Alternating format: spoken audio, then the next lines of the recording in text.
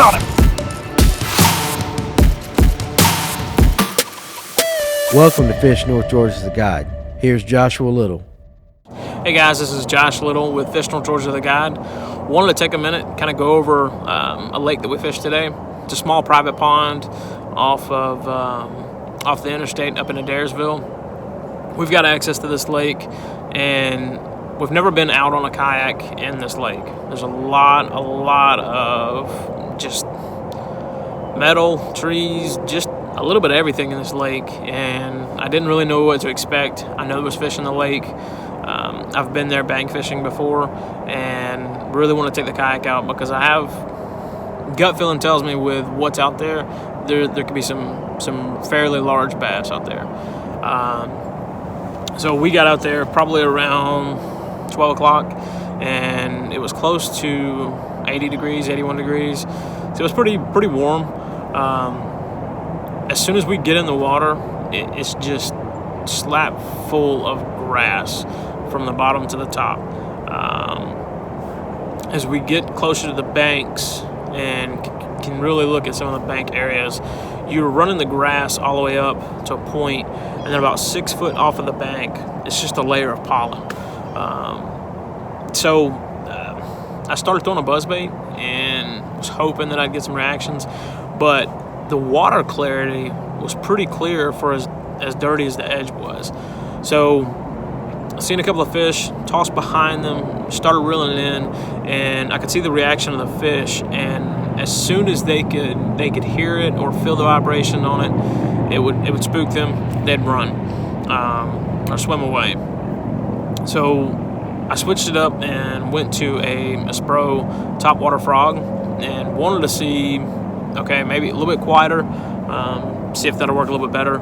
Started throwing it up on the banks, pulling it off, and it was a popper Spro frog. And the color, I believe, was like a copperhead, I believe is what it is. It's their brown color that they released last year.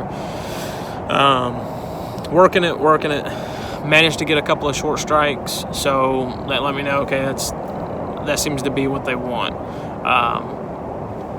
And then it dawned on me, sometimes, a little too much motion in the water, too much vibration for them, just no desire. And the fish that I was seeing were a little bit smaller fish. So what I did is I switched up to a rage crawl, and this is just the normal rage crawl by Rage, by Strike King, and tied on a 4-aught EWG hook, tied it on fluorocarbon, 12 pounds, and toss it out there. And as soon as it hit the water, I'd start reeling it as fast as I could. And what that does is that causes that rage to kick up, and the actual crawls, or the pinchers themselves, will actually, when they kick up, they'll up and down, back and forth, and they'll create a little bit of vibration, a little bit of splash in the water.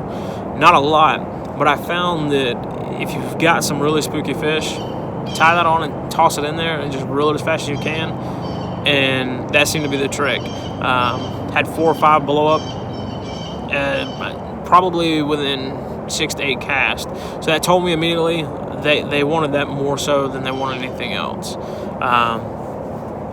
So I ended up every time set the hook, I could not get them to take it completely. So I ended up switching up to the Bass Assassin, and this is their topwater frog that they have, and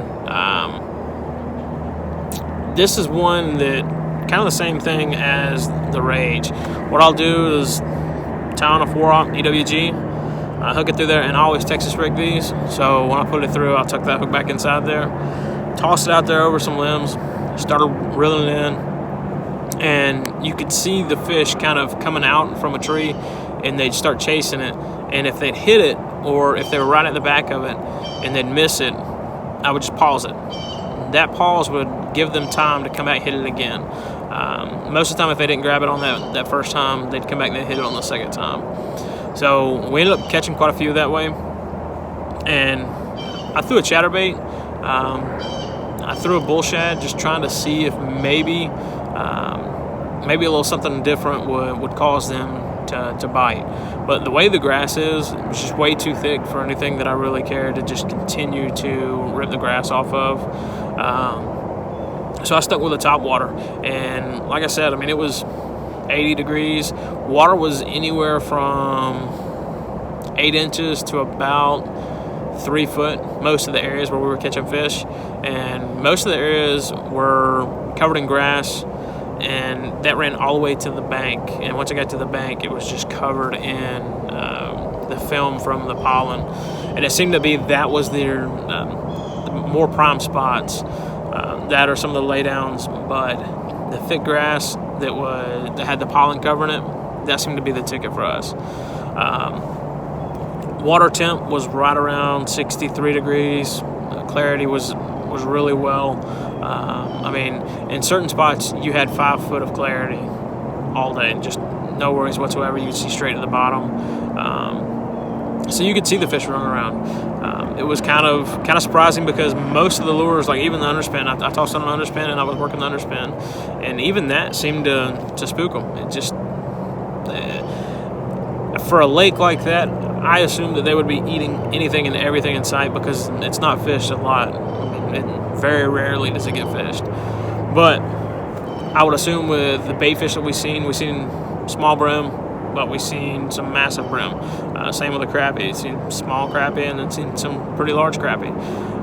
The bass ranged anywhere from 4 inches all the way up to, I think the biggest one we caught was right at 14 inches. So, I mean, they were small. I'd imagine that the lake is probably overpopulated, just my guess, and there hasn't been enough taken out of it to allow some of the others to grow.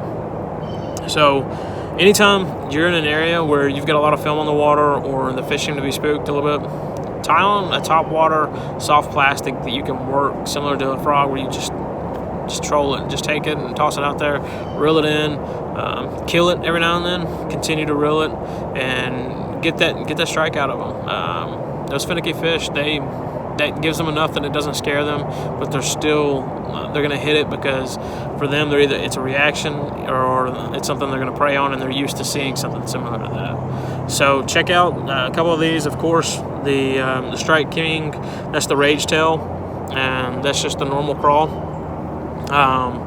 And then you've got the Bass Assassin topwater frog that they've got. So go check them out, guys, and stay tuned. Thanks for watching the guide here at Fish North Georgia. Our mission is to build a community of anglers to give you the best and latest information to make your day on the water more successful. Make sure you subscribe to our channel, click the bell so you'll be notified of any future content. Make sure you check us out at fishnorthgeorgia.com, where we carry a large variety of bait manufacturers from here in the North Georgia area.